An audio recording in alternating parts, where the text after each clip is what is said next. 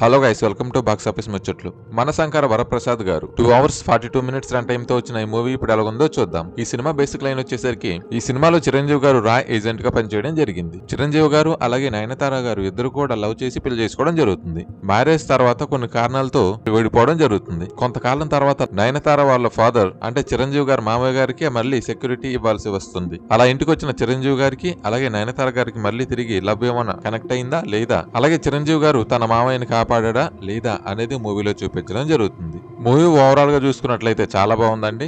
సంక్రాంతికి మంచి family cinema వచ్చిందని చెప్పొచ్చు. ఫస్ట్ హాఫ్ మొత్తం కూడా చిరంజీవి గారి కామెడీ టైమింగ్ అలాగే తన యాక్టింగ్ లెవెల్ అన్ని కూడా సూపర్ గా ఉంటాయండి. సెకండ్ హాఫ్ కొంచెం స్లోగా ఉన్న ఎండింగ్ మాత్రం చాలా బాగుంటుంది.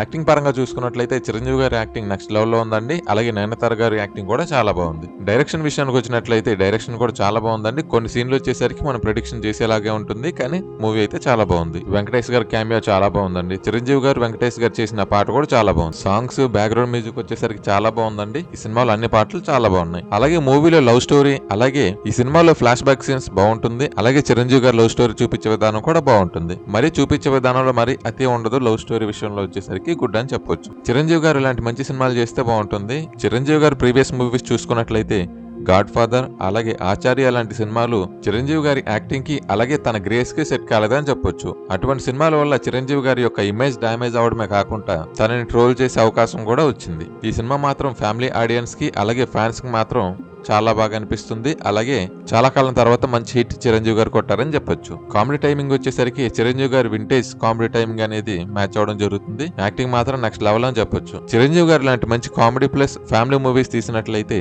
చాలా బాగుంటుంది. డాన్స్ పరంగా చూసుకున్నట్లయితే చిరంజీవి గారి వింటేజ్ డాన్స్ ఆల్మోస్ట్ వచ్చిందని చెప్పొచ్చు. చిరు గారు అలాగే వెంకటేష్ గారు చేసిన సాంగ్ వచ్చేసరికి నెక్స్ట్ లెవెల్ లో ఉంటుంది. మిగతా సాంగ్స్ అంతా బాగున్నాయండి. చిరంజీవి గారి డాన్స్ అలాగే తన గ్రేస్ కూడా నెక్స్ట్ లెవెల్లో ఉంటుందని చెప్పొచ్చు. అలాగే ఈ సినిమాలో మంచి మెసేజ్ అండ్ లవ్ స్టోరీ ఉండడం జరుగుతుంది. వెంకటేష్ గారి గురించి మాట్లాడుకున్నట్లయితే తన ఎంట్రీ నుంచి తను ఎండ్ అయ్యే వరకు కూడా నెక్స్ట్ లెవెల్లో ఉంటుందండి సినిమా. తన ఎంట్రీ మాత్రం చాలా బాగుంటుంది. అలాగే చిరంజీవి గారు అలాగే వెంకటేష్ గారు వేసే హుక్ స్టెప్స్ అలాగే చివర్లో వచ్చే సాంగ్స్ కూడా చాలా బాగుంటుంది. వెంకటేష్ గారి పర్ఫార్మెన్స్ అలాగే తన గ్రేస్ అలాగే యాక్షన్ నెక్స్ట్ లెవెల్లో ఉంటుందని చెప్పొచ్చు. వెంకటేష్ గారి ఎంట్రీతోనే మూవీ నెక్స్ట్ లెవెల్లోకి వెళ్ళిపోతుందండి. వెంకటేష్ గారి ఇంట్రో మాత్రం చాలా బాగుంటుందని చెప్పొచ్చు. అలాగే చిరంజీవి గారు అలాగే వెంకటేష్ గారి మధ్య వచ్చే డైలాగ్స్ అలాగే ఎక్స్చేంజెస్ వర్డ్స్ కూడా చాలా బాగుంటుంది. యాక్టింగ్ పరంగా చూసుకున్నట్లయితే అందరూ యాక్టింగ్ చాలా బాగా చేశారండి. వాళ్ళకి ఇచ్చిన పాత్ర మేరకు వాళ్ళు యాక్టింగ్ బాగా చేశారని చెప్పొచ్చు. ఫైనల్ గా సంక్రాంతికి ఒక మంచి ఫ్యామిలీ మూవీ చూసి ఎంజాయ్ చేద్దాం అనుకుంటే సినిమాకి ఖచ్చితంగా వెళ్ళండి.